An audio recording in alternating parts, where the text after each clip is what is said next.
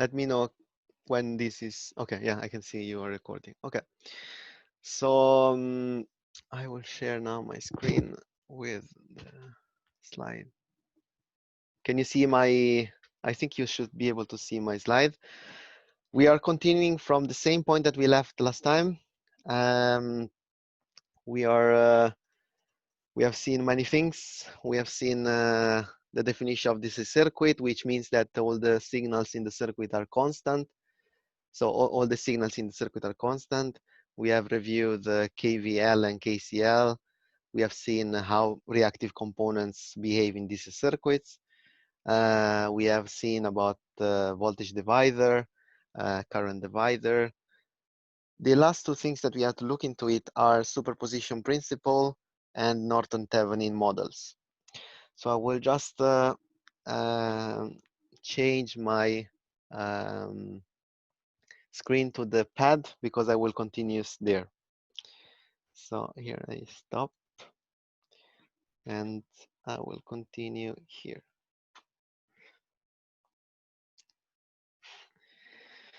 I suppose you should be able to see my screen, and here of course I have to start from superposition principle. Let's see here. Okay.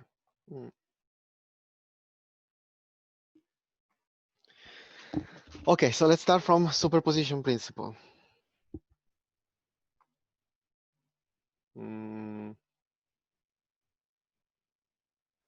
What happened here? Okay, I think it's okay. Superposition principle.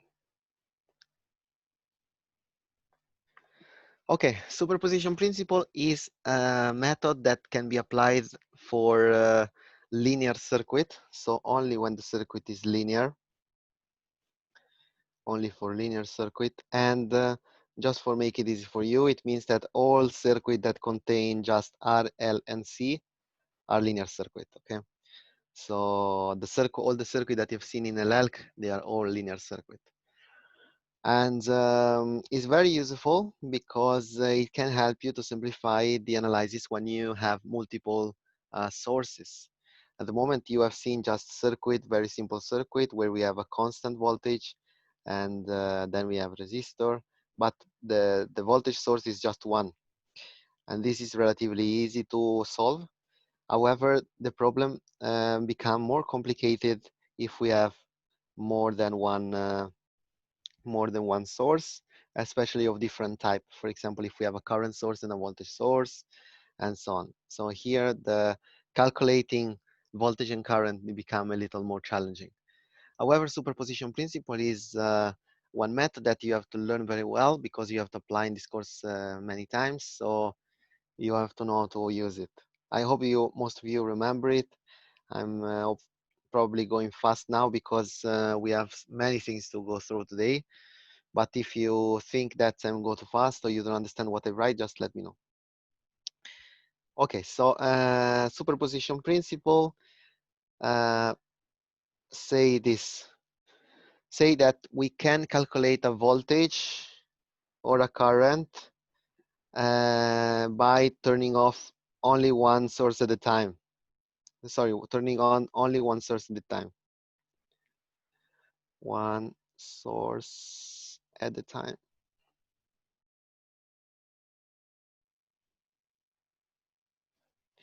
And the other one should be all off, okay? Only one source should be on.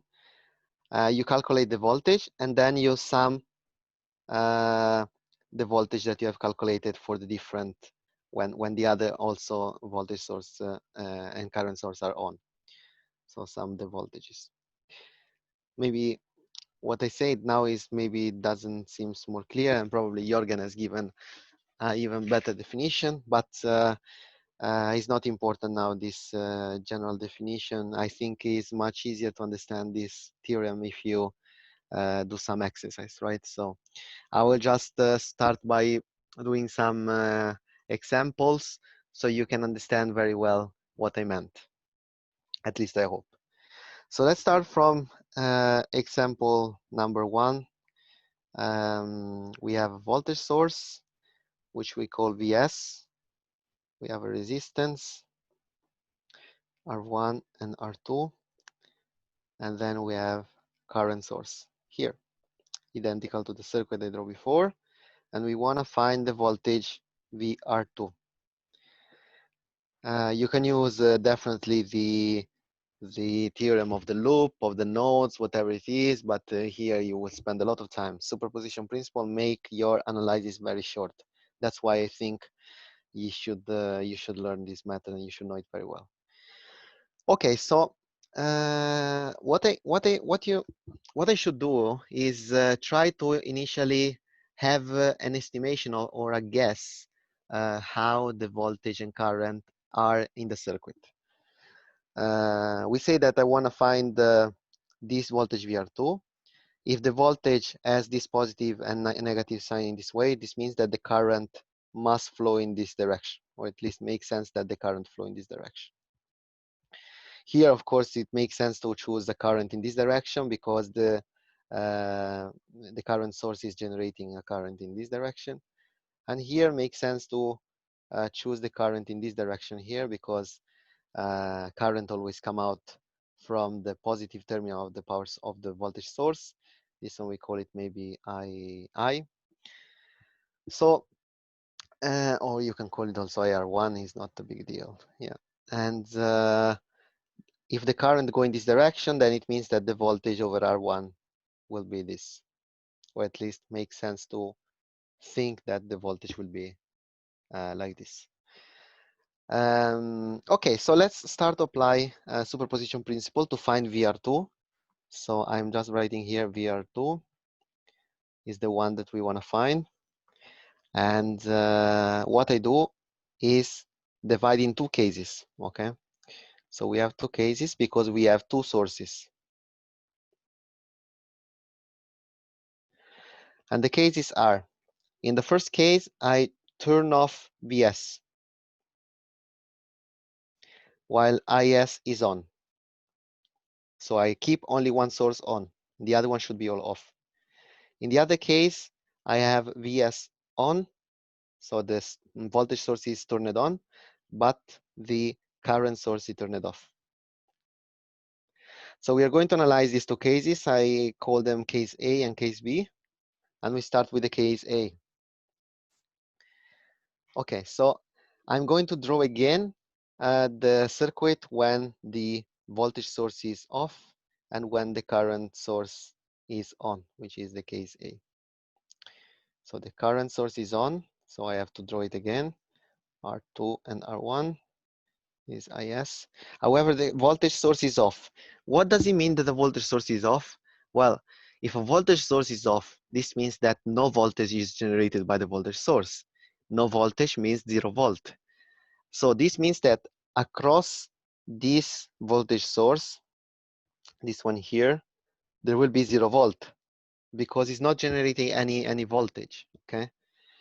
And if there is 0 volt, then you know that any component or any part of the circuit which have across 0 volt, it means they behave like a short circuit or a closed switch. Okay, remember always this we saw in the digital part and also in the last time. So instead of the voltage source, I put short circuit. This because Vs is off. Remember, a voltage source which is turned off is equal to a short circuit. And I explain now why. Now we want to find VR2. But again, this VR2 that I'm going to find is not the VR2, the final VR2. It's not this one here, because now the circuit is not the original circuit.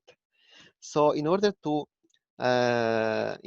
distinguish this VR2 in this circuit here, and the VR2 in the circuit here, I want to distinguish them. So I call this one VR2 prime, like this. Okay, I do a sign like this. So now I'm going to calculate VR2 prime, which is VR2 prime. And this is very easy, okay?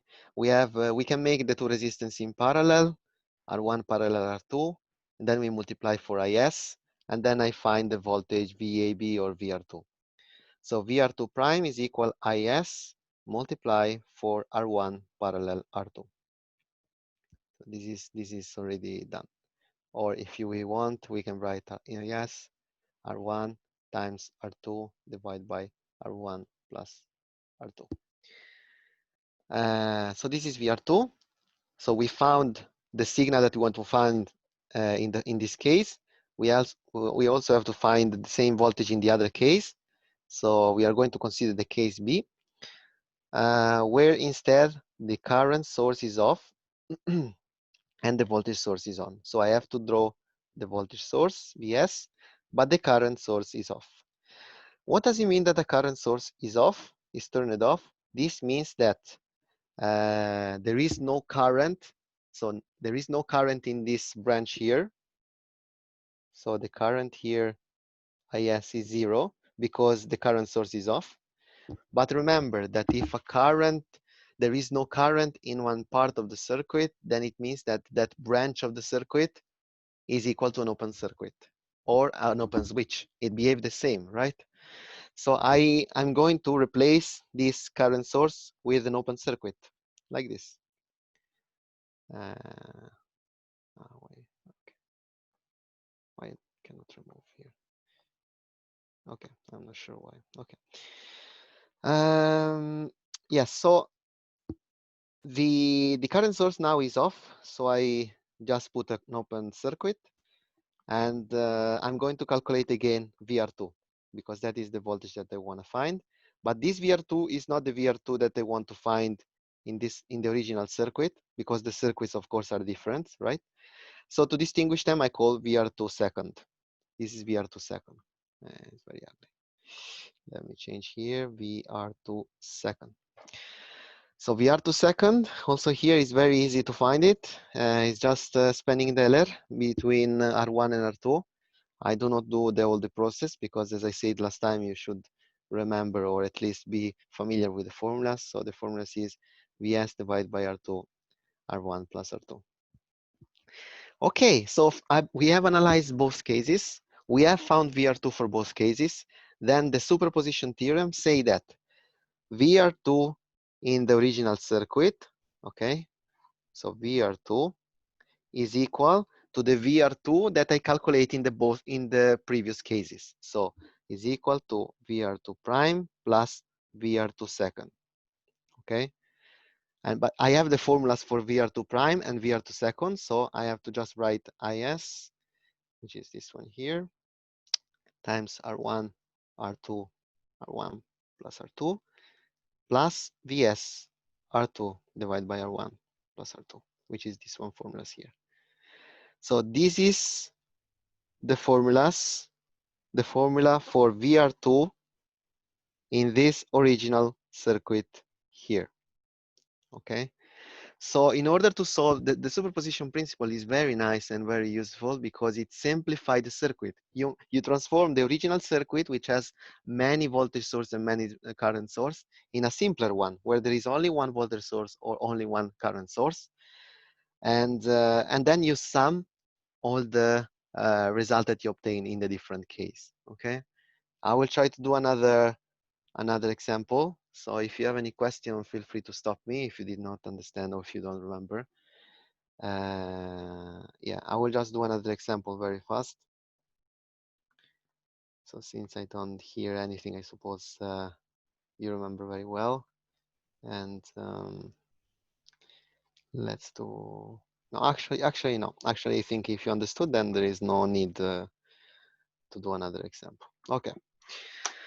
So we can don't waste too much time on this. So I hope that this is what you understood this. So remember, a voltage source which is turned off is equal to an open circuit. So maybe I write it here.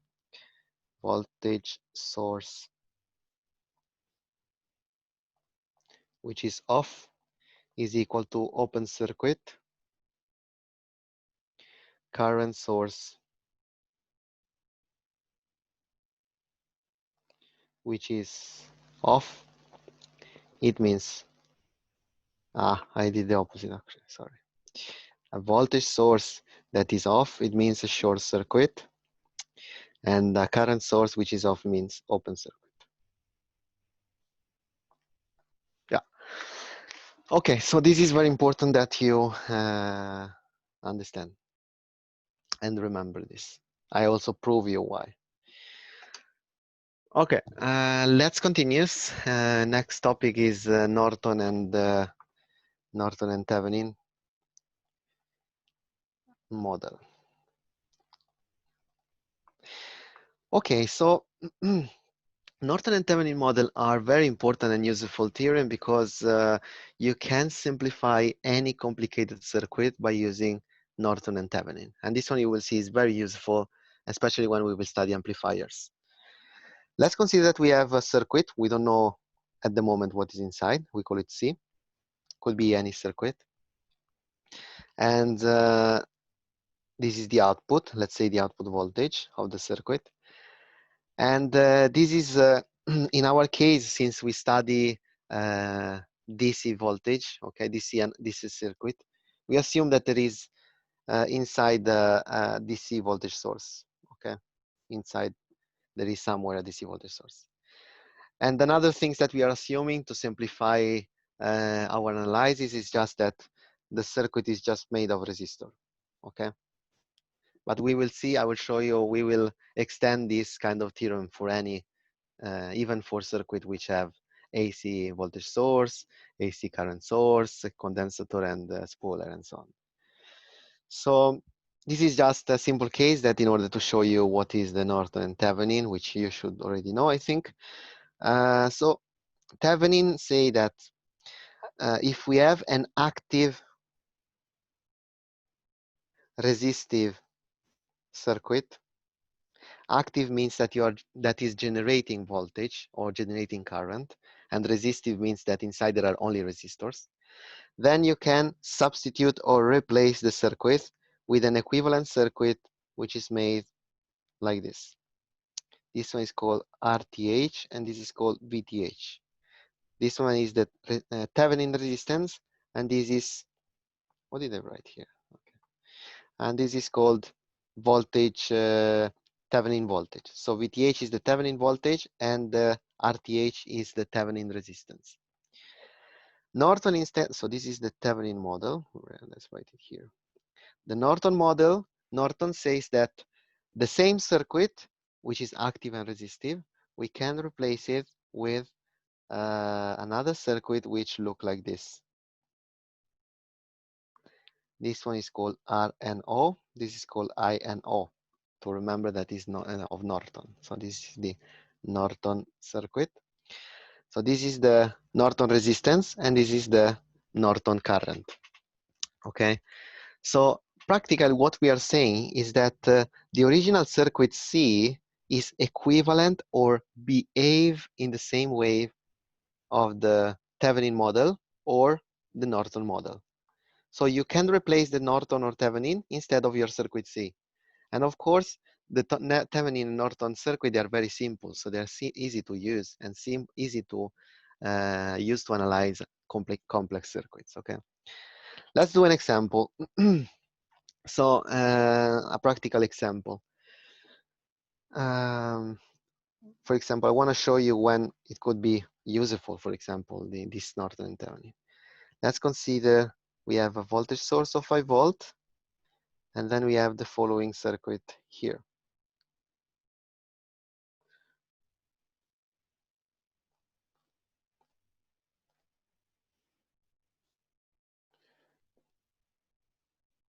Please ask question if you don't understand something. 400, 300. This one are ohm, okay? So I just write it so we remember that is ohm, but of course we know it. For resistance, 100, 200, 400, 300 ohm. And so this is the circuit that I called before circuit C, okay? This one was the circuit C.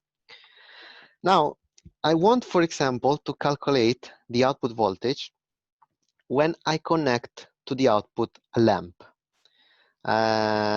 Those ones that are called filament lamp, okay? So I want to see what is the output voltage when I connect this filament lamp.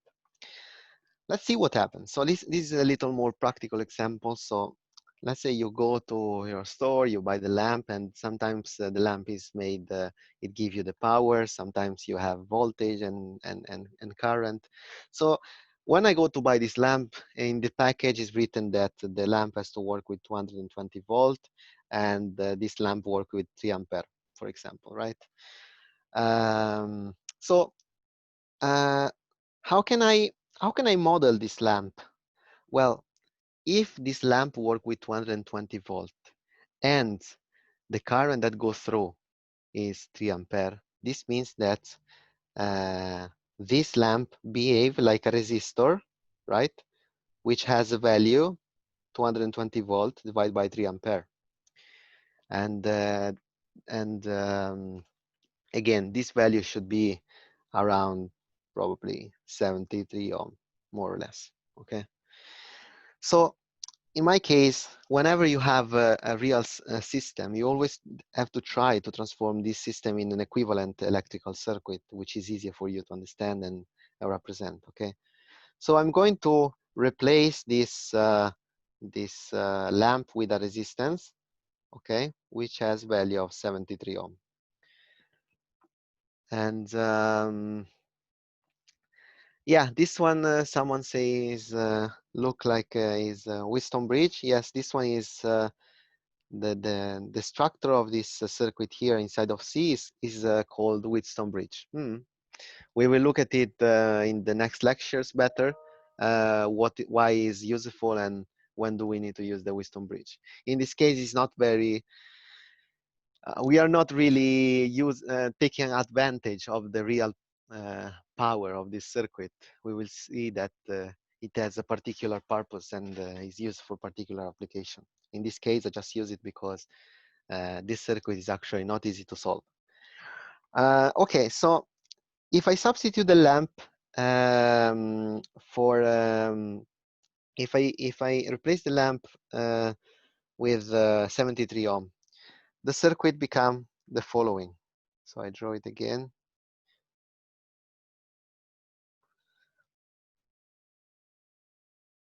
And like this. So this is the 73 ohm. And I want to find the voltage here. Okay. I don't write again the other values because yeah, just for save time. And okay, so to find the voltage V out over the 73 volt, unfortunately, it's not as straightforward as it seems. Here, you cannot simplify any resistance. There are no resistance in parallel, neither in series. So you cannot actually join together some resistance and substitute with an equivalent one. You can try, but in the end, this is not possible in this case. Again, this is because there is no resistance which has the same current that pass through, and there is no resistance that have same voltage. Okay. So in this case, you have to use all the technique that you've studied in elektrische Kretse, based on the node and the loop method. So is kind of time consuming. Okay, but again, I have maybe I close momentarily. Oh, no, cancel. I close momentarily this screen and I share the other one here. I hope you can see the screen. So what you can do and what most of engineers do at this point, since they, and I think students especially, is say, okay, I'm bored. I don't want to solve this circuit, right? Why should I do it? There are simulators that can do it for me. So then I draw it in a simulator, and then I just look about the voltage there, and I don't need to waste my time in calculating.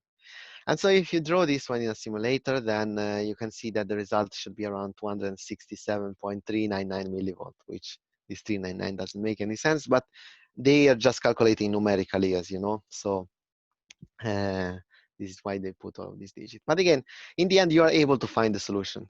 The problem is that, and this is something I want stress enough. Okay, you should never use a simulator without having a guess or an estimation of what you want to look for, in the sense that you need to have before an estimation in your mind about what is the value or the waveform that you're going to see or you expect to see in the simulator, and then you use the simulator. Never, never, never use the simulator to try to understand how a circuit works. This is definitely wrong. This is something that a technician do. If you do it, you may fall in some tricks. And I will show you in the lab one what are these tricks, and I will show you that you will have a guess. If you don't have a guess, then the result of the simulator will be wrong. So my point is that you should never use a simulator before have an idea about what you expect to see. Because again, as I will show you in the lab, I will show you that if you don't set correctly at LT-SPICE, LT-SPICE will give you a result, but the result will be wrong.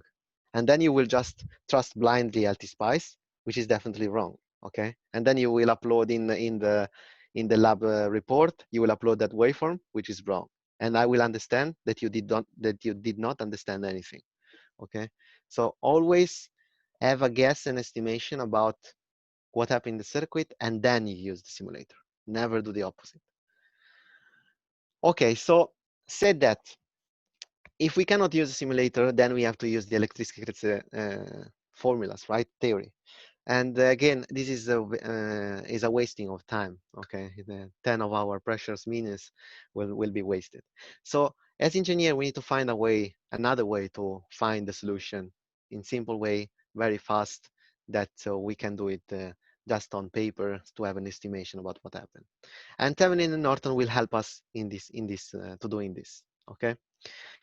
I will go back then to the pad.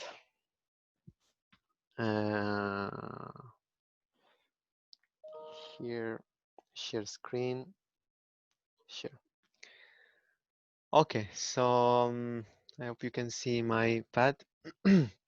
And so let's have a look about how to apply, for example, Thevenin, okay, to this circuit here.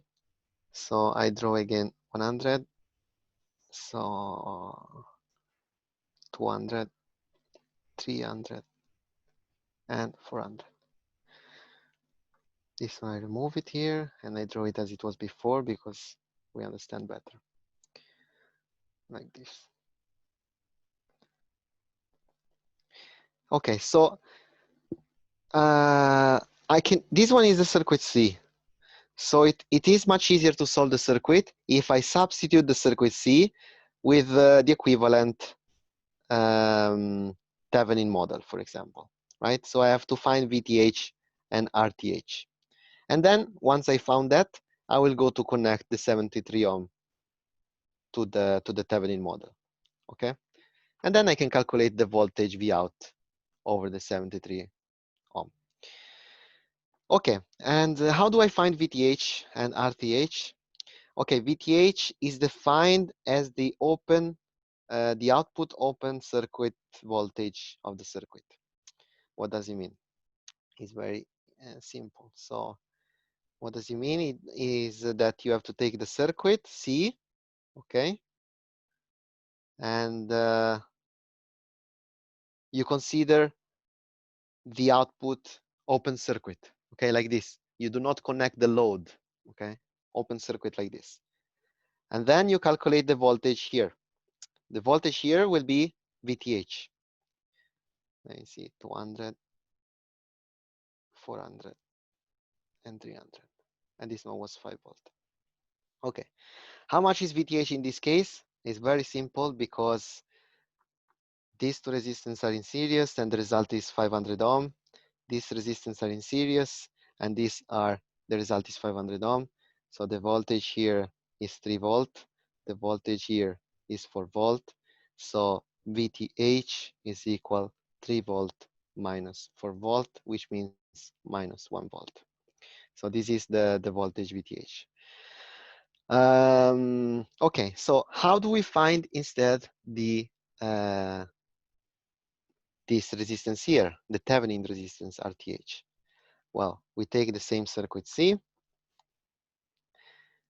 like this. like this, like this. We still keep it open circuit. And then we are going to place ourselves here and look about here what is the resistance that we see from these two terminals here. And this one, the resistance that we see, the equivalent resistance that we see from the output terminal is RTH. Remember that when you do these things, you have to turn off all the source in the circuit. So we have to turn off this voltage source. But now you know, as I said before, that the voltage source which is turned off, it means is a short circuit, like this.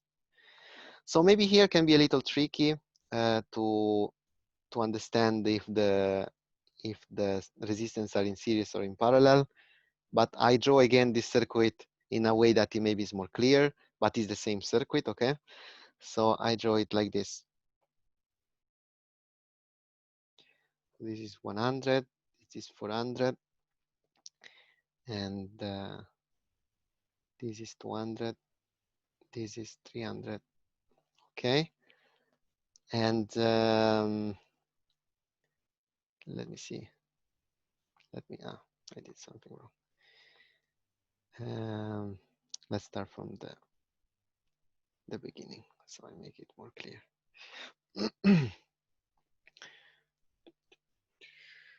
Okay, so this is 100. Is in parallel to 400,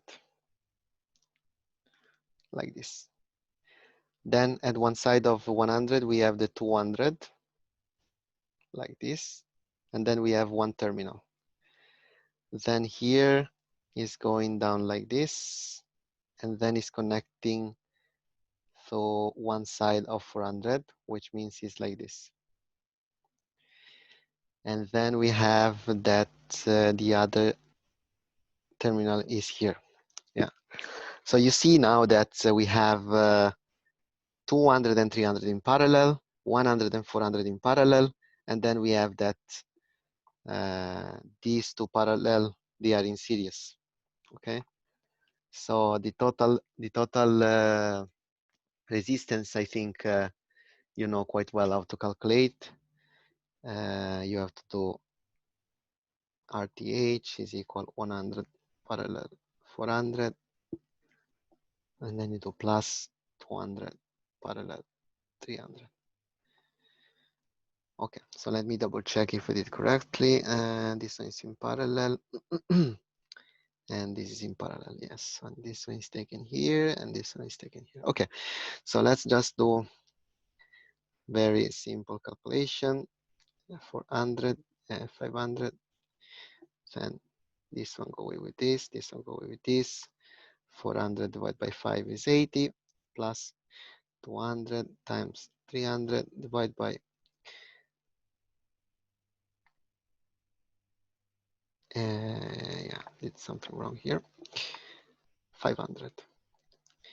200 times 300. Okay, then we simplify here. Ta -ta, ta -ta.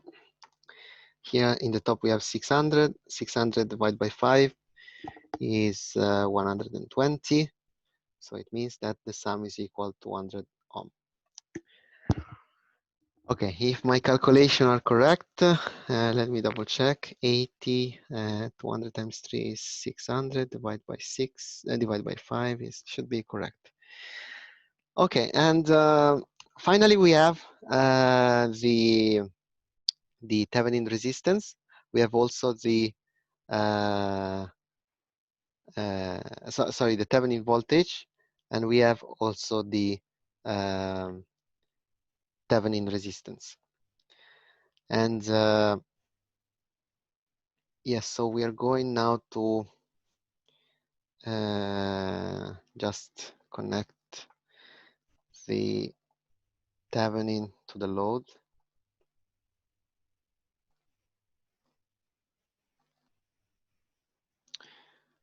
Okay, PTH and RTH. I think there was an error in the voltage, but I will double check. For the resistance, I'm sure maybe I've done some mistake there, but let's see. Let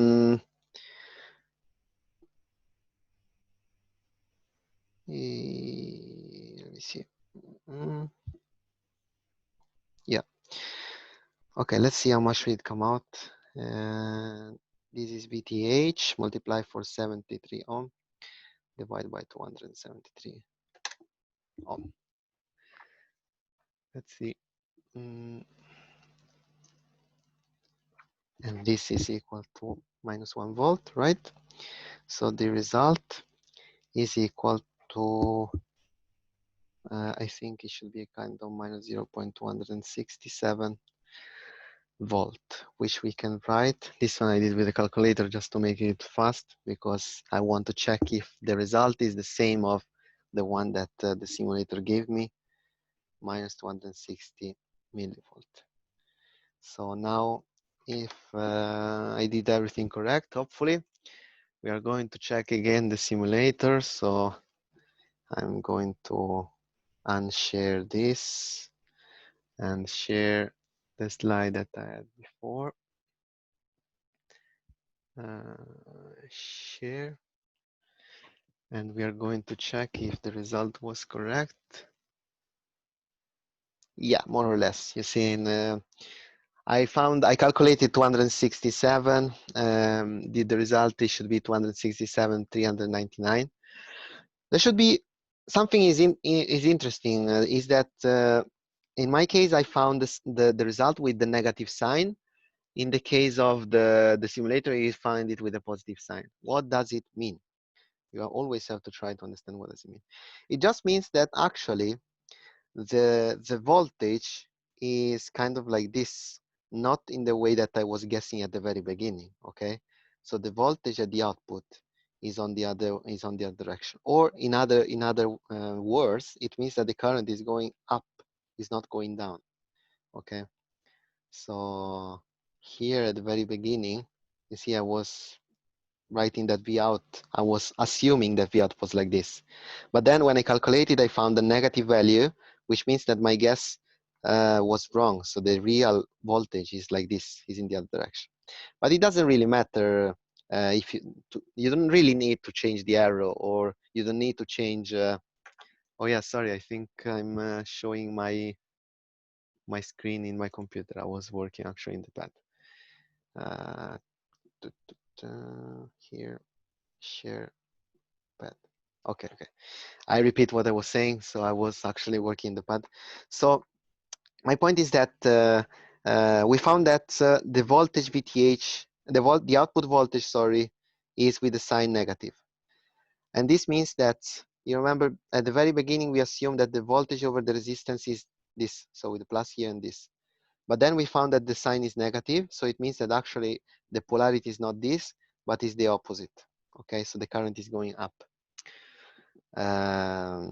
So yes, so it's not important that you change actually the sign of the arrow or the polarity.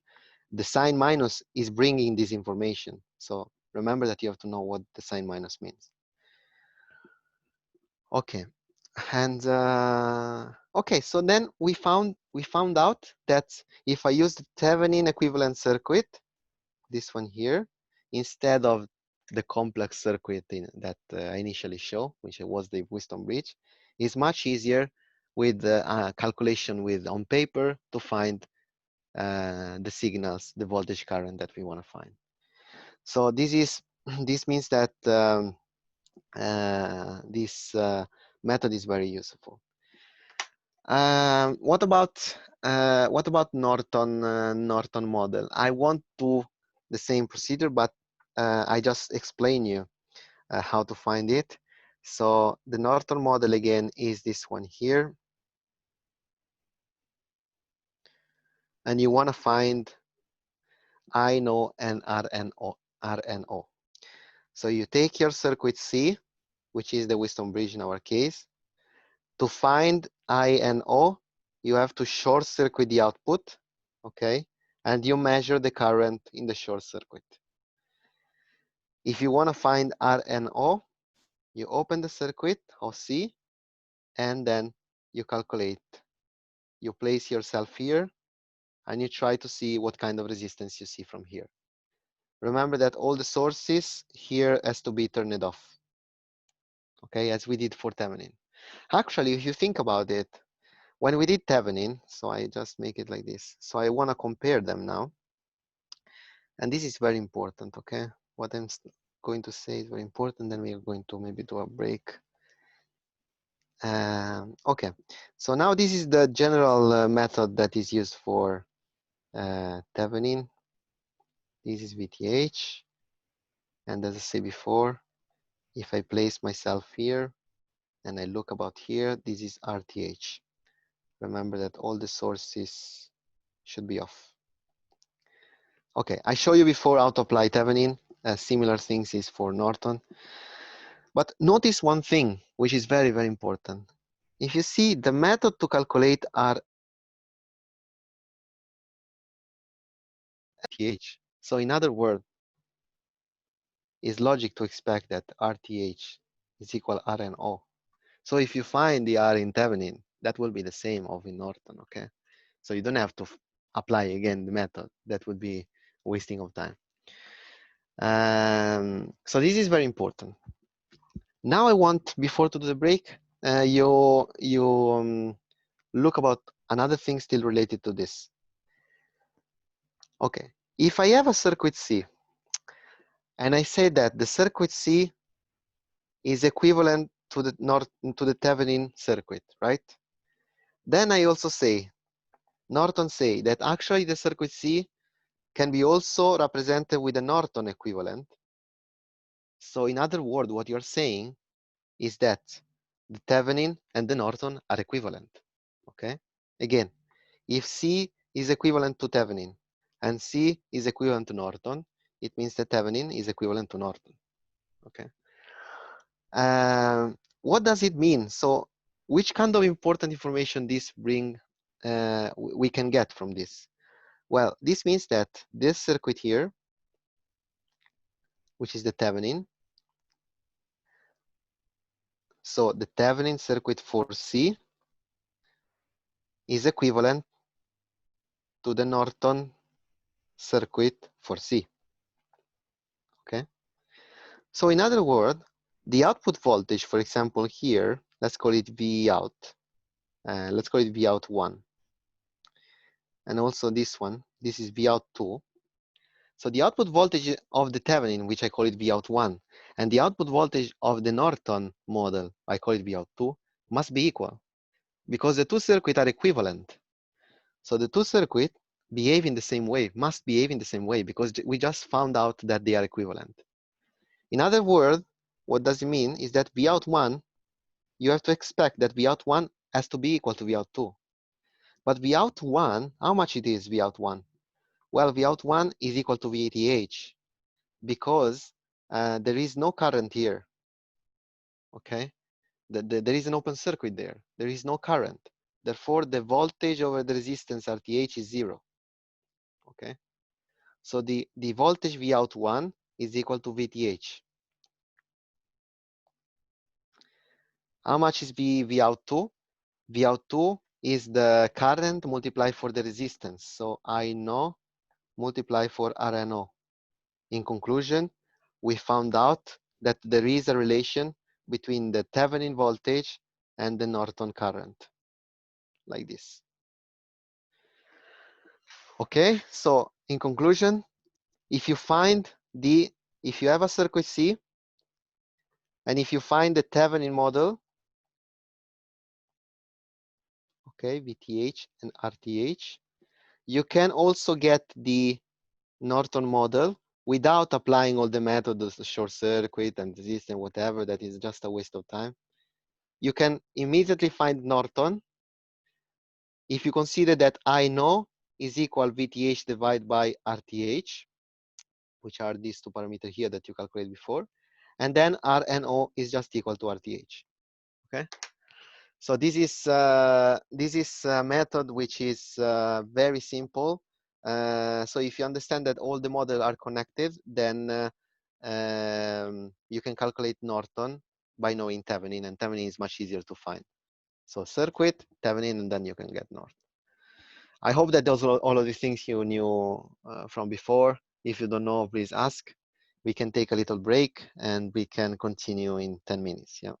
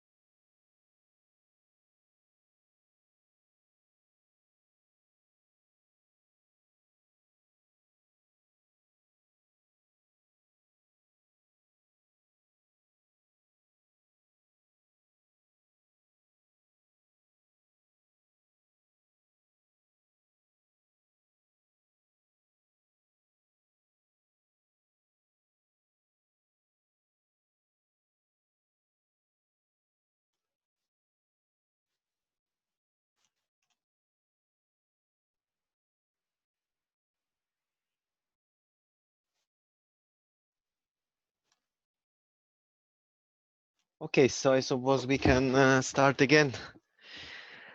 Um, we have so many things to do and short time to do. This is just a review. Today I want to finish with these things because it's something basic and it's just a review for you for refreshing a few concepts.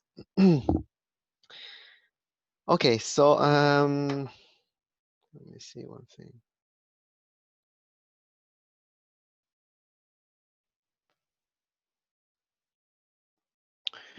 Okay, so the last things that we have to look into is power on resistors in DC. I think you remember, I hope you remember how to calculate the power in DC circuit, V times E, V squared divided by R, or I squared times R. So this should be pretty straightforward, I suppose. Yeah, okay, so that one was the last concept that we have to look into the for the DC circuits. We're going now in AC. Here I'm missing also another part. We are going to see also the transient analysis of circuit. So you will see three analyses: DC, AC, and transient. Okay, so for the AC, I will use the slide because again, as I say before, we don't have so much, I don't have so much time. There are so many concepts about this repetition and I will go through here. But I will try to do maybe one example along the way.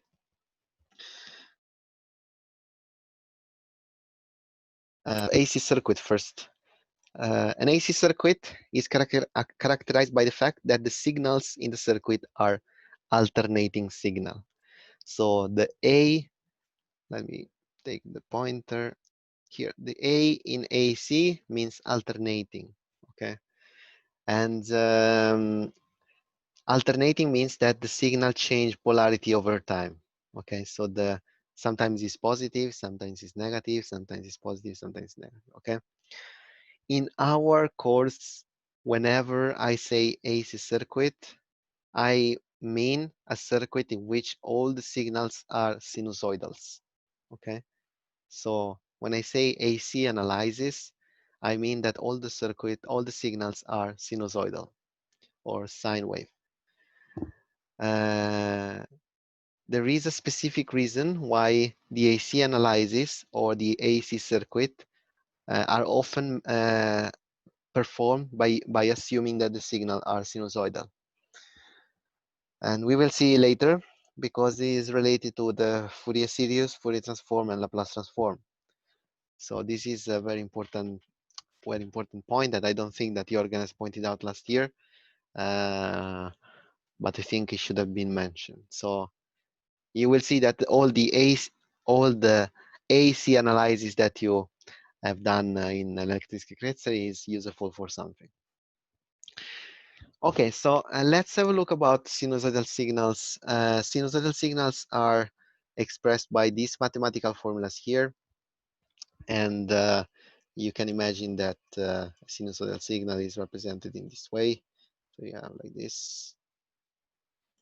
At t equals 0, we have that the sinusoidal signal is 0 because if here I put t equals 0, then you have that the argument inside of the sign is 0. So sine of 0 is 0. And the amplitude here of this sinusoidal signal is A, which is also called maximum amplitude, maximum voltage, or peak voltage. This is A. Then sometimes we like to also use, instead of the maximum voltage or peak voltage, we use this other voltage here, which is called peak to peak voltage. And is, of course, 2 times of the maximum voltage. So you understand that this one here is half of this one here, okay? So it's half of that one.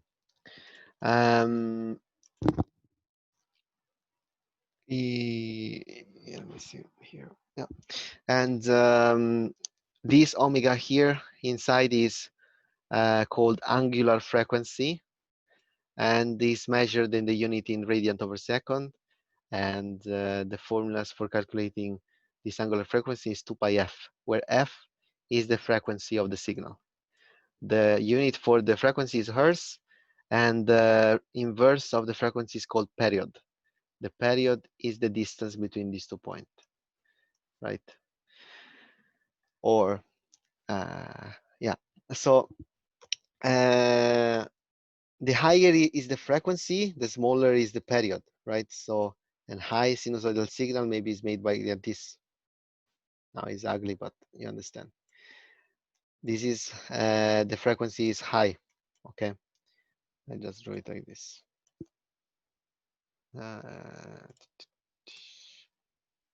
Here, so the frequency is high. Instead, when the frequency is low, then you have that the sinusoidal is going up and down very slow, right? Okay, so I hope that this is kind of something you know. In our case, this is the mathematical formulas. Maybe we are going to work with voltage and current, so this is the way that we write the signal in this course, in this context. Okay, let me remove all of these things. If you have questions, again, just ask. This one should be something basic. I won't go over these things again.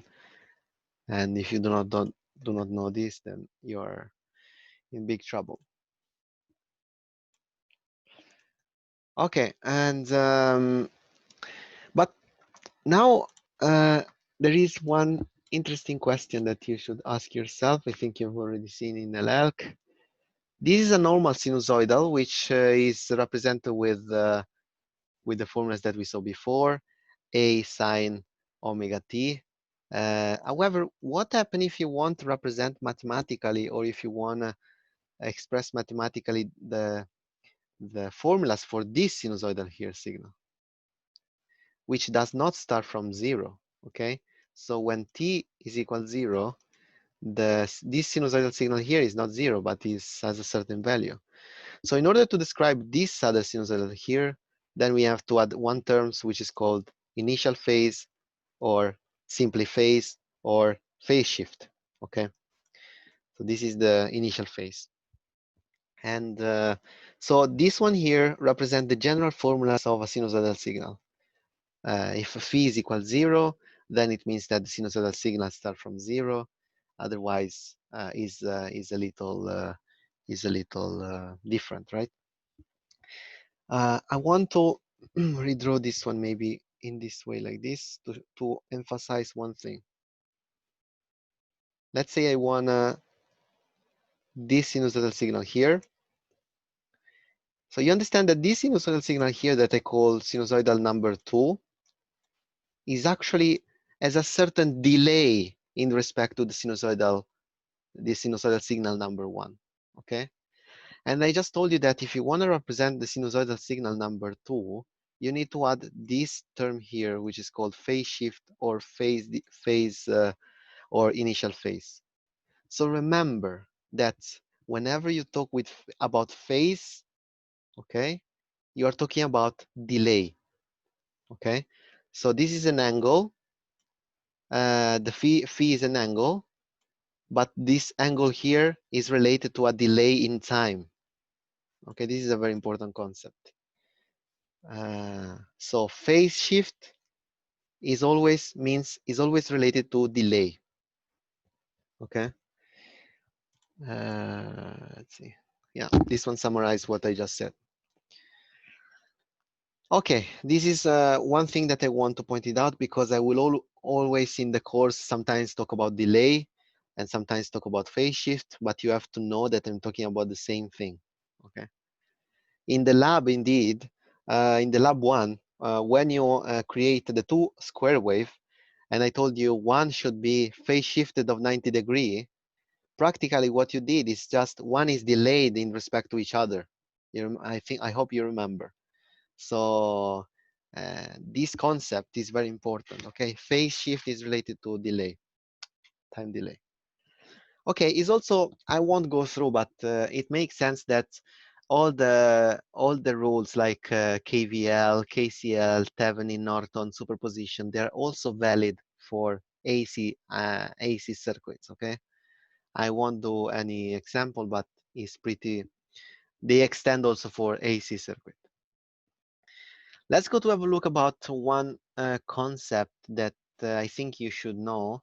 Um, Here I have to change this part, but here it is wrong. But okay, let's make this. And I want that we are going a little to give an interpretation about what is impedance, because it's very, very important. And you already have seen this one in LL, as I told you before, but I want to give an interpretation from electronic point of view. So this probably is a new information. Okay, so what is an impedance? To understand what is an impedance, you have to know what is a resistance. So an electrical resistance is a quantity that measure how much the circuit opposed to the flow of the DC electrical current. Okay, so if a part of the circuit has high resistance, this means that in that part of the circuit only small current can flow.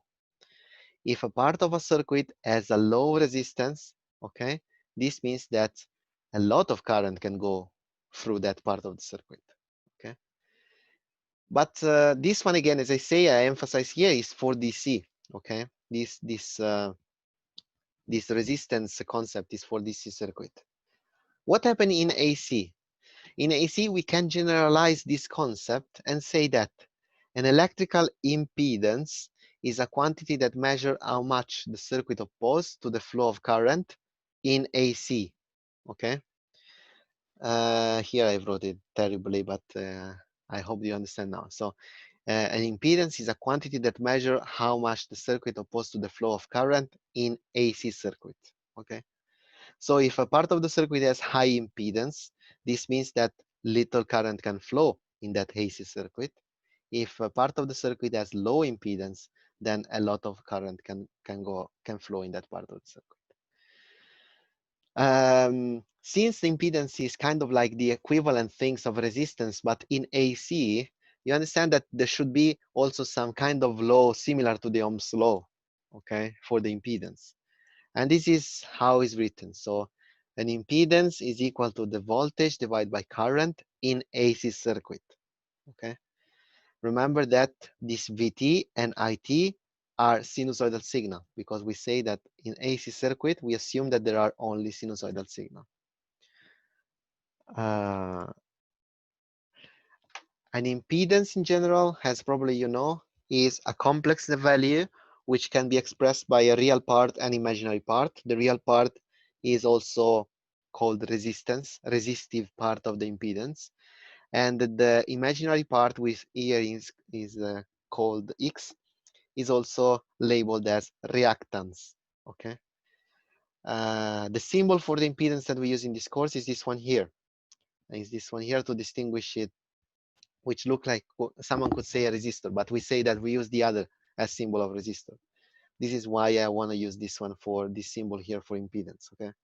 When you draw a rectangle, is an impedance. Then you know that the different electric components, they have different impedance. I won't go through how this one is derived. If you want, you can come to my office and I will show you why you have this impedance in this way, but in this class I don't have time.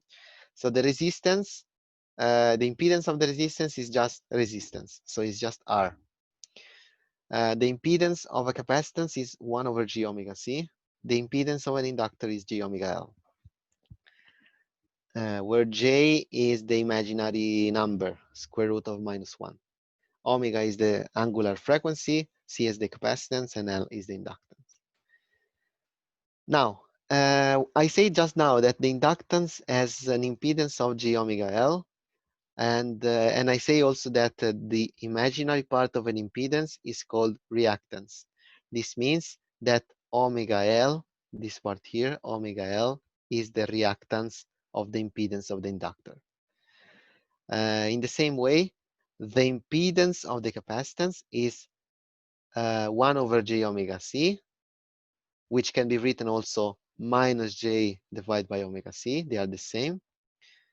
And I also say that the impedance, the imaginary part of the impedance is the reactance, okay? Which means that 1 over omega c, sorry, minus 1 over omega c is the reactance of the capacitance, okay? For the resistance, again, I said is just R. I want that you notice one thing that is the most important thing that you have to learn from this part, from this review, is that the impedance of the inductance depend on the frequency of the signal on the circuit, which is this omega. And also the impedance of the capacitance, okay? Instead, the impedance of the resistance does not depend on frequency, okay? This is very important for one important reason. If you have a circuit in which the frequency of the sinusoidal signal is very, very high, okay, then it means that the capacitance has very low impedance, okay? I just show here. If the frequency in the circuit of the signal in the circuit is very high, this denominator is very high, so it means that the impedance is very low. So the capacitance has small impedance. When you have high frequency, if the impedance of the inductance, sorry, I say something wrong. If the frequency is very high, the impedance of the capacitance is very, very low. Yeah, because the denominator is very high, and then the impedance of the capacitance is very, very low. If the frequency in the circuit is very high, the impedance of the inductance is very, very high. Because if the frequency here is very, very high, then this term here is very high, so the impedance is very high. This is very important because at very high frequency, you can think that the capacitance behave as a short circuit. Again, as I told you before, an impedance is like a resistance, okay? And it's like we say that at high frequency, we just say that the impedance of the capacitance is very low, which means that let's say the equivalent resistance of this capacitance is very low, okay? But we know that a very small resistance, or in this case, very small impedance, practically has voltage across equals 0. The voltage across this impedance or resistance has to be very small because the resistance is very small. And only short circuit or only closed switches has voltage across equal to 0. So again, a capacitor at high frequency behave like a short circuit. In the same way, capacitance at low frequency behave an open circuit. Okay, maybe this part just to, because it's very important, I will move to the tablet. Let me see. If someone did not understand, please let me know. I think this is the most important concept that I want that is clear for everyone. Where is it?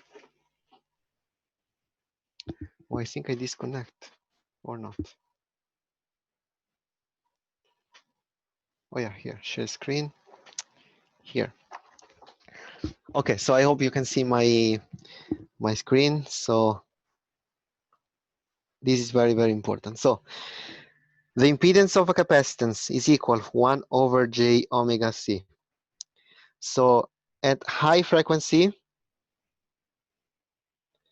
when the frequency is very high, then you know that the impedance has one high number, right? At the denominator, there is a high number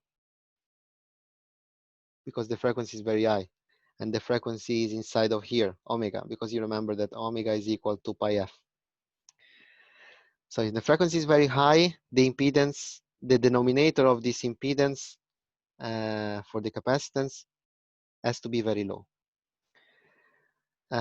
If the frequency is very low, then the capacitance impedance is, here you have a low number in the denominator, then it means that this one is very high. Very low impedance, it means short circuit. because you're practically not, the impedance does not do any effort to stop the current because the impedance is very low, okay? So this is the same behavior of a short circuit or a closed switch. Instead, if the capacitance has a very high impedance, then practically it means that the impedance put a lot of effort to stop the current, which means that in the end is like an open circuit, okay? From the other point of view, for the inductance at high frequency, then we have that the inductance here, let's write like this, maybe here. This is a very big value. So this means that this is very big value. So this means that this one, the impedance of the inductance is very, very high. So it behaves as an open circuit. And at low frequency, the impedance of the inductance here. So this one is very small because the frequency is small. So this means that the impedance is low, and it means that it behaves like a short circuit.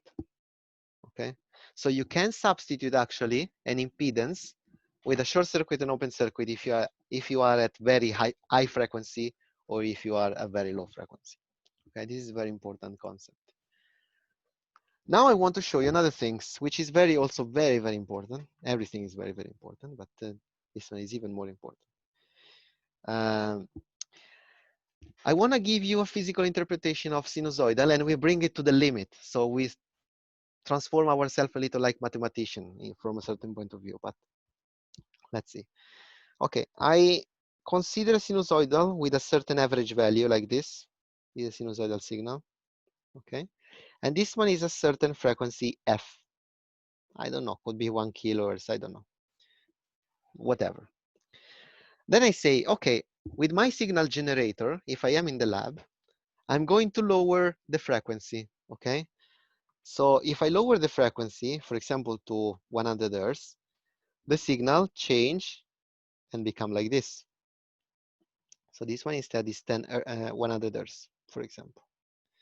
If I lower even more the frequency, yeah, here it should still reach the maximum then, like this. If I lower even more the frequency, then I get something like this.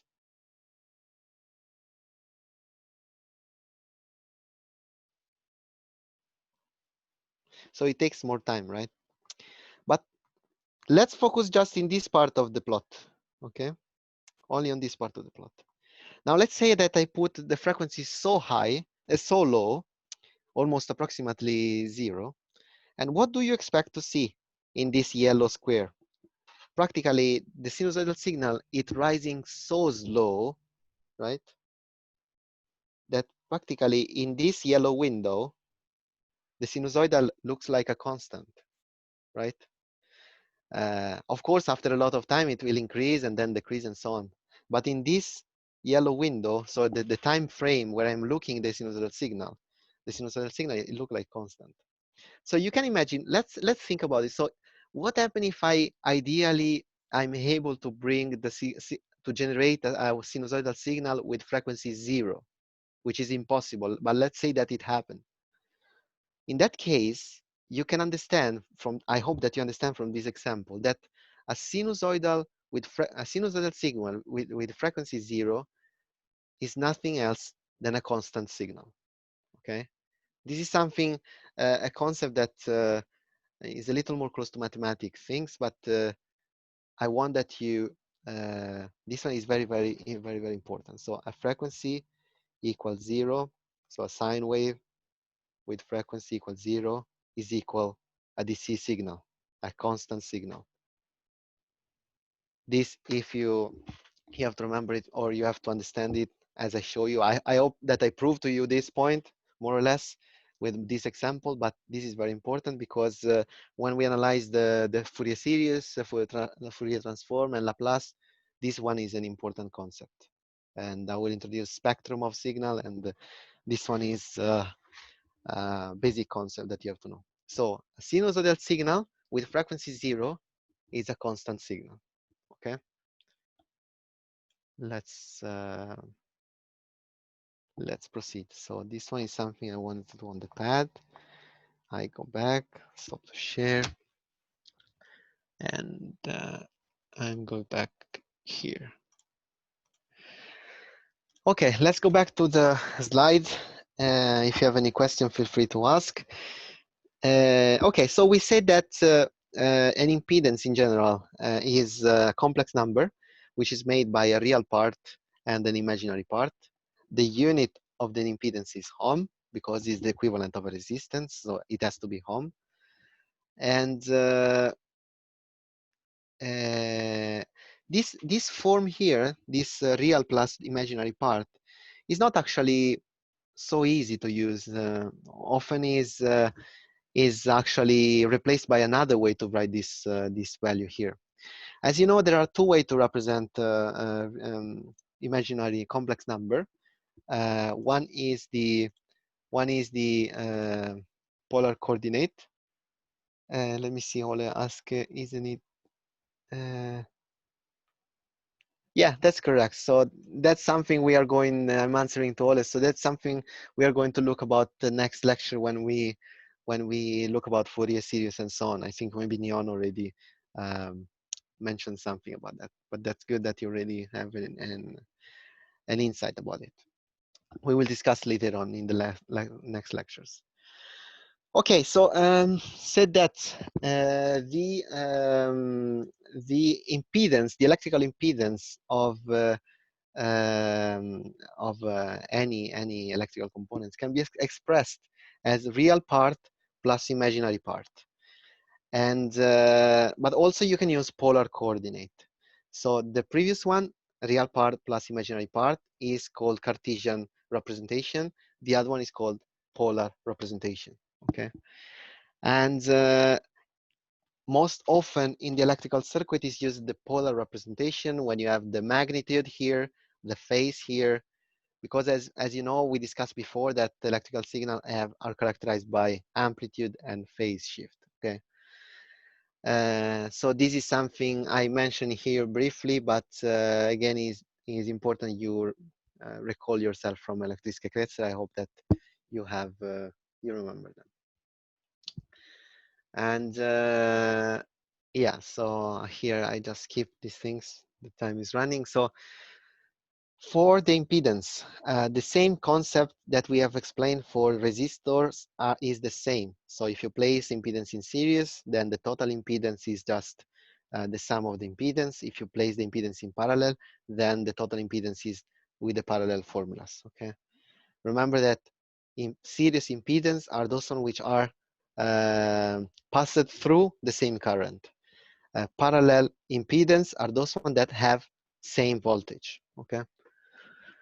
Okay, here I wanted to do an example. I don't think we have much time for this example. If I have time at the end of what I want to finish to explain, I will show how to calculate the total impedance here, although I think you remember. Anyway, in the slide, I already put all the steps, so you can also look about the slide and see about how to find the total impedance. And the purpose usually is calculate total impedance and try to understand what is the real part and the imaginary part. This is more a mathematical exercise, but you should know how to do this. Okay, so here I think it starts the last part. Here I should put the arrow here in the part 4, which is the transient analysis. As someone of you maybe has observed, I did not go through filters on purpose because I want to treat filters when we start to introduce an electronic system. So an electronic system is made by sensors, conditional part, and in this conditional part, there are amplifier and filters. So when I start to talk about the conditional part, we are talking about filters and we are talking about amplifiers. But it's very important that you know the concept of impedance. If you do not know that, then for filters will be very difficult again. Yeah, so I will then continue with the transient analysis, which is the last part of this lecture. I hope I will have time to finish it. So here we're going to talk about charge and discharge of capacitance and inductance. Um, so whenever you analyze in time an electronic circuit, and whenever there are capacitance and inductance charging and discharging, you are doing a transient analysis, okay? In general, any time analysis, whenever you're doing analysis in time, is called transient analysis. However, if you analyze the circuit after a lot of time, then that one is called DC analysis, as we say last time, right? If the voltage are all constant, okay? So let's start with a simple circuit, which is this one here that you see here in the slide. We have a voltage source and two resistance. Okay, the voltage source creates a constant voltage, and this one is simply voltage divider and so on. But there is an interesting things that we have to take into account in this circuit, is that this power supply here, 5 volt, is actually, I mean, if you build this circuit in the lab, this one is a real power supply. We have which has to be switch off and switch on. When you turn on this power supply in this circuit, the voltage does not become immediately 2 volt, for example, over this resistance, does not become immediately 3 volt. It kind of like there is a very, very, very short time in which the voltage pass from 0 to 2 volt, and here from 0 to 3 volt. Okay, so those that very small in time interval we cannot actually see. It's so fast that it's difficult to see even with the oscilloscope. Even if we have very fast oscilloscope, it's very difficult. However, we are going now to try to understand why there is that kind of short interval where the voltage change. Okay.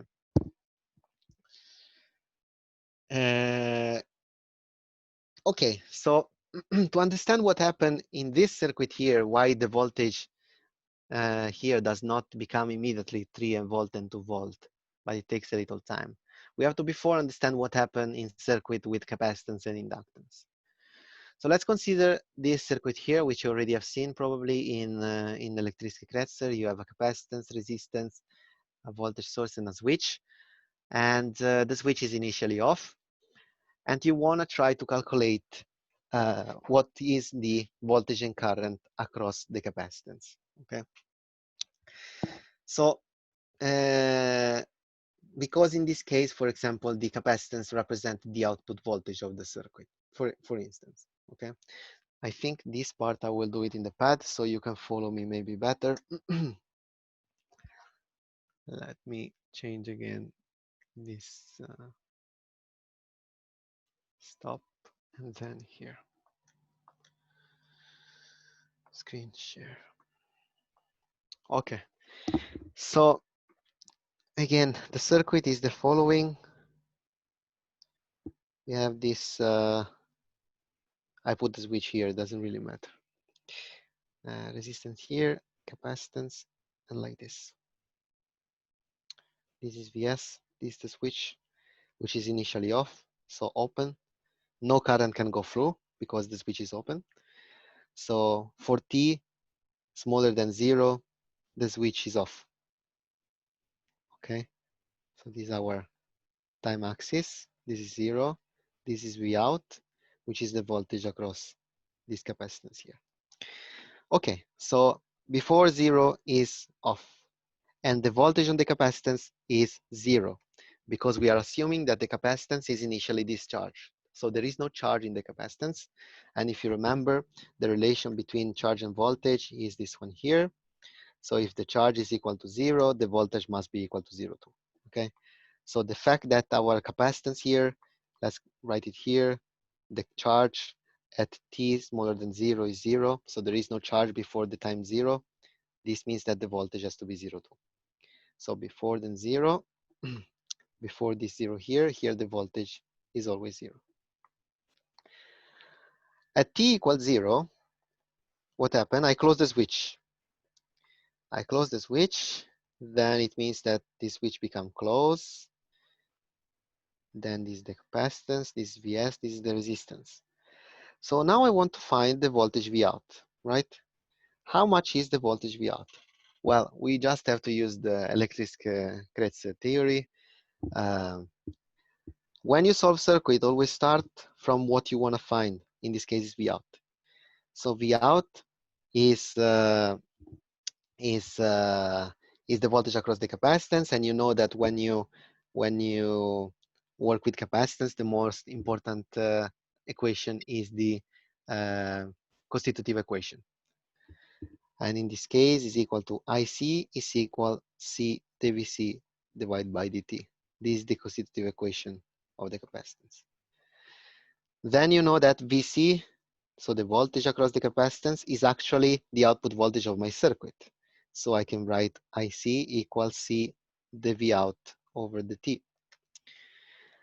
Then this one is my unknown, what I want to find, and is okay.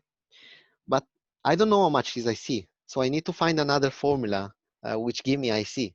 How much is IC?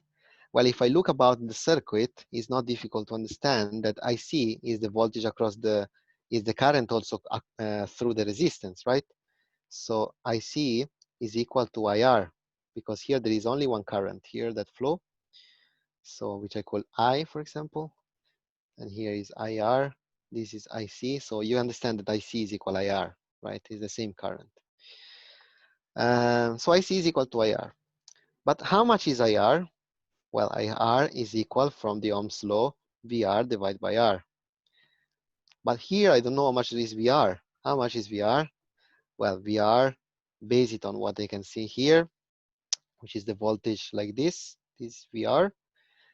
If I use Kirchhoff law voltage, so this one is Vs, right, in this loop, I can say that I start from here, right, from this point here, 0, then I go to 2, 1 to 2, and 3, and then I go back to 0.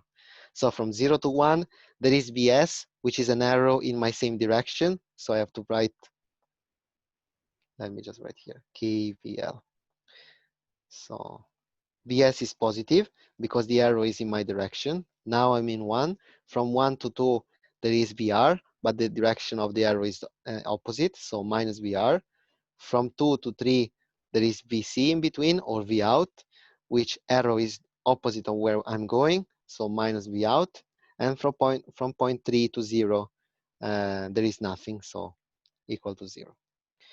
Okay, so from here, I know that Vr is equal to V out minus Vs, for example, right? And finally, Vs is something I know because it's the voltage source that I placed on the circuit, and V out is the unknown that I want to find. So if I replace 6 in 5, 5 in 4, and 4 in 3, what I get is, let's say like this. So from all of this, I can say that, let's do step by step then. Here I can write IR is equal C dV out divided by dt, which come from these formulas here and these formulas here. This is the number 7. And then here, IR is equal VR divided by R, which come from this equation here, equals C dV out divided by the T. And the VR is equal to V out minus Vs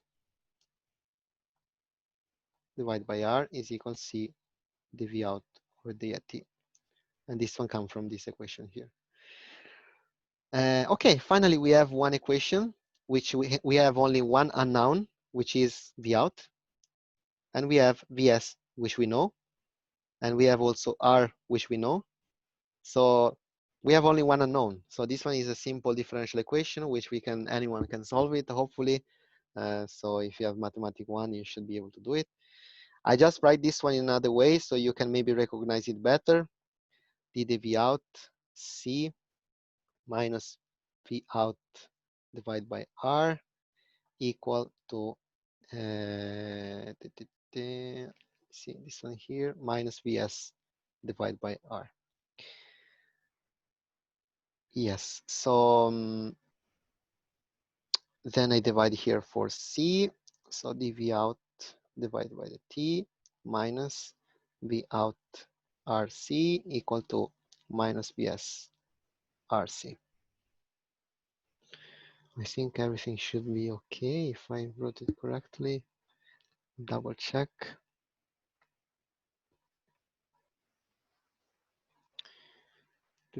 VS minus VR, okay. VR. Oh yeah, I did one mistake, of course. This is no one, yeah, Oliver's pointed out, yeah. So here I just wrote the opposite, so that's good that someone has found it. So this is, should be VS divided by V out. It's always better that when you go through your equation, at a certain point you stop and always double check. Like here, for example, I found out that I wrote it as before. VR is there, so VS minus V out, right? Like this. So here we correct. VS minus V out. And then this means that this is a plus, and this is a plus 2. This is a plus, and this is a plus. Okay. Okay, so this is the equation. Now I hope that everyone recognize this equation here, which is the y over the t plus ky equal to k1 equal k2. This one is a typical differential equation that you learn how to solve, I think, in the mathematics one. And you know that the solution of this equation is usually, I think you write it like this. Now I'm not sure. Now is, so the time is the, okay, let me put it completely in mathematical form. So the y over the x. So in mathematics is kind of like this. Let me see. K1x. Like this, something like this. This is the solution of this equation. In our case, we have to transform this kind of solution in electrical form, of course, because our solution is our y is a voltage, which is V out, and x is not x, but is the time, right? So we have to substitute the different part. However, this one here, just for making maybe a little more clear for those one who doesn't remember, this one is a not homogeneous equation. So it means that it has to be analyzed into time. The one when is homogeneous, which is this one here, V out divided by RC equals 0. And then you need to find also the particular solution, which is the V out, dVt. V out RC equal Vs over RC. So, okay, here I don't have a lot of time, so I will just give you the final, I will skip here the steps.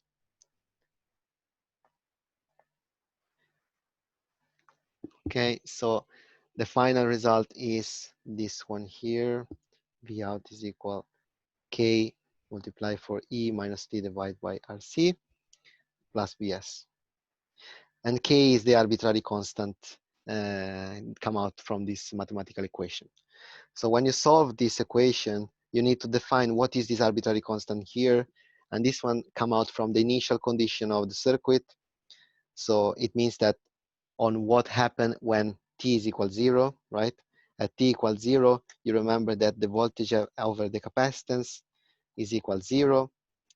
So this means that if I take this equation and I evaluate this equation at 0, then I can find the value of k. So V out at 0 is equal to k multiply for E minus 0 divided by RC plus Vs. And we say that V out 0 is equal to VC 0, which is equal to 0, which comes from this one here that I just said here. So this means that 0 volt is equal K E times key to the, you see in the exponential here, there is minus 0 divided by RC, which means 0. E to the 0 is 1. So this one here is 1 plus Vs. So which means that the result is K plus Vs. In conclusion, here you can say that the value of K is equal minus Vs, right? Finally, you find the final solution. V out T is equal to, what was it? K, but now we know what is the value of K, E minus T divided by RC plus Vs. You take in common Vs, and this one give you 1 minus E minus T divided by RC, which is practically the equation that I think you know, most of you know, which tell you that the capacitance, in this case the output voltage, rise as an exponential like this. So this is practically the curve that represent this curve here. Okay, another things that you have to, yes, that's correct. Ole also remind something that I want to say now is that one thing that you have to remember is that one question that a tricky question that I usually ask in the class is how much time the exponential need to reach the final value. In this case, the final value is Vs. Most of you usually, and the previous students, what do they say is, of course, is someone say 3t, someone say 5t. The real answer actually is neither of both. An exponential formula, this equation here that I just wrote, in theory, it requires infinite time to reach the final value.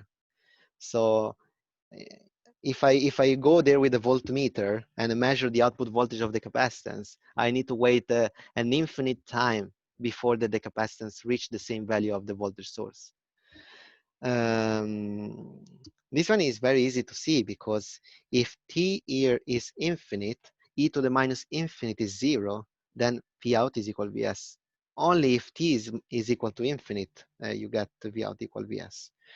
So that's why most engineers, of course, and us, we cannot actually wait that the signal reach the final value, right? And also for us, it doesn't really matter because if the final value is 99.9% of the final value, or if it's 90.99999% of the final value, we don't really care. We assume as engineer that it's practically reached the final value, right?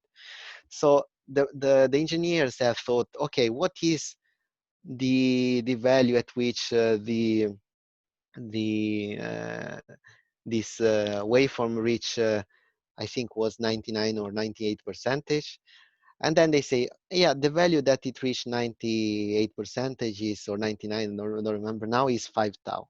We can actually prove it now because, again, as I told you, I don't remember these things, but you can always prove what percentage you reach. So let's just prove it. So V out at 5 tau. Let's see what will be the value. Vs 1 minus E to the minus. T is 5 tau. So I put here 5 tau divided by RC. But remember that here, when I talk about tau, is practically RC. So it means that RC is tau, right? So tau and tau go away, simplify each other. So I have to just calculate here how much is E to the minus 5. So in this case, little calculator can help us. Let's see, 5 to the minus, and then E, let me see, E, and then power to 5 minus is equal to 0.0067 more or less. And you understand that 1 minus 0.0067 is practically 0.9933, something like that, which is practically in the 99%, okay? So at 5 tau, you reach 99% of the final value, which is Vs. Okay, so another important value usually is how much is the value of the output after 1 tau. After 1 tau is so V out. I don't know if you is. Sometimes it happens that you have to know this, but I just write it here so you remember. So this is equal to 63% of Vs. Okay. You can try to repeat the same procedure I did for 5 tau, and you will see that it come out 63%. Okay, so I want also just emphasize another things before to finish, which is this. What happened what is the waveform for the current if I ask you to plot that, right? There are different methods to do that. The simplest method maybe is to remember that the current is equal to VR divided by R, and this is equal to, let's say, I think it was VS minus V out divided by R. So, of course, from graphical point of view, you have to do this point minus this point minus this point, this point minus this point, this point minus this point, and so on. And what you get is a curve like this. I think you understand that. If actually this one is something that's, it creates some troubles, I don't know why, but if it's maybe difficult for you to understand what I just said, you can also think in another way. You have IC, C, the VC over dt. This is the formulas for the capacitance. We know we have plot here in black the voltage over the capacitance. So the derivative will be the current. So the derivative is bigger here than as soon as the voltage, the time passed, the derivative becomes smaller. You can see here. I don't know if the mathematical teacher told you, but I hope yes. The derivative of a function is the tangent line of the curve. Okay, that's why I'm drawing here. You see the tangent here becomes smaller and smaller. The slope of the curve. Let's say the slope of the curve is the derivative. Okay, so the slope of this curve is becomes smaller, smaller, and smaller. And so it makes sense that the current becomes smaller and smaller and smaller. Okay. Okay, so you can also do the derivative of the formulas we found before, and then you will find this equation, this charge here. I want to conclude with one last things. Sorry if I take a little more time, but I want to finish this this stuff. Is this all of this thing can be repeated, of course, for the inductance. I don't do it here, but I think it's pretty trivial, and you have to know how to do it. Why it's important to calculate and to know how to calculate the derivative of solve the circuit with derivative sometimes, especially during transient analysis. The reason is because real circuit contain parasitic components, which means I just draw here a little circuit. This is an ideal circuit that you can build also in your breadboard. A real circuit always have parasitic capacitance and parasitic inductance. A capacitance is an element which is occurs between two conductors. So here we have a conductor, here we have a conductor, so most probably we have a parasitic capacitance here, which you don't see. It's not an element that you put in your circuit, but it's there. The environment created this capacitance. Here also there will be another parasitic capacitance. And this is why, as I said before, when I show you before the first exercise, this one here with the spanning Deller, I told you the voltage will not go immediately to 3 volt or immediately to 2 volt, because there are these capacitance that has to be charged. These capacitance here are very, very small, which are called parasitic capacitance, are very, very small, which means that this charge, the charge and the discharge is very, very fast, but there is, okay? You cannot see actually with oscilloscope the charge and discharge because it's very, very fast, but there is. So the voltage across R2 cannot become immediately 2 volt or 3 volt or whatever, okay?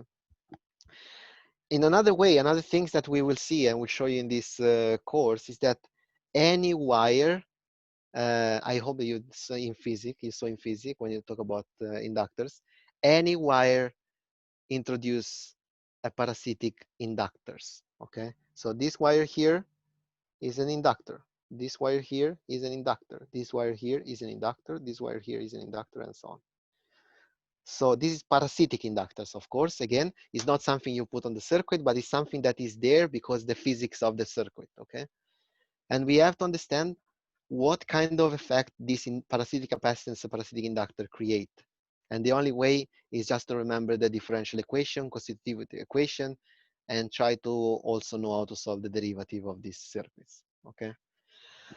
So with this, I finish, I think, the review of what I wanted to do.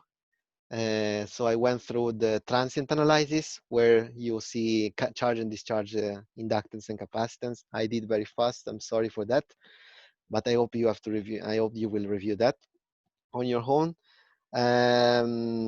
We have seen AC circuits. We have seen DC circuits.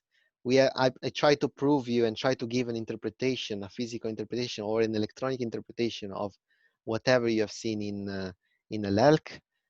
There are many other things that I can tell you about the AC things, a little more physical point of view from electronic point of view, but I don't have actually time. I will maybe mention it during the next lectures. Yeah, so with this, I finish what I wanted to do. From next time, we are going to start the real part of this course, which is finally we start electronic, analog electronic in particular, which is the main focus of this course, which will introduce amplifiers and also how to use operational amplifiers, semiconductors, transistor, MOSFET in analog circuit, and so on. This is probably from here it start to be difficult from here. Okay, so whatever you saw before, that one should be trivial for you. It means very easy. So if it wasn't, then review what we have done before, because now it starts to become a little more challenging. And it will become even more when I will introduce the Laplace transform and the Fourier transform and so on, where we have to understand the little integrals and so on. But I will try to minimize the mathematics involved. I will try always to give an interpretation of the formulas that we work. So you don't use the formulas, but with your logic, you can still understand what will come out. Okay. So feel free to ask questions now if you have any questions about what we have done today. Because it's very important because I won't go again through these things. So is anyone having any question?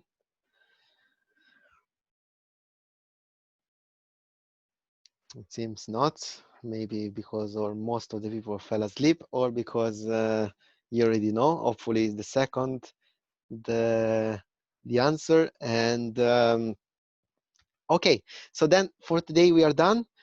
I've shown at the very beginning of the course of the lecture that you have to upload the laboratory report in Canvas. So please do it before the next Tuesday. And yes, I don't think I will write in communication soon how to apply for the first oblig.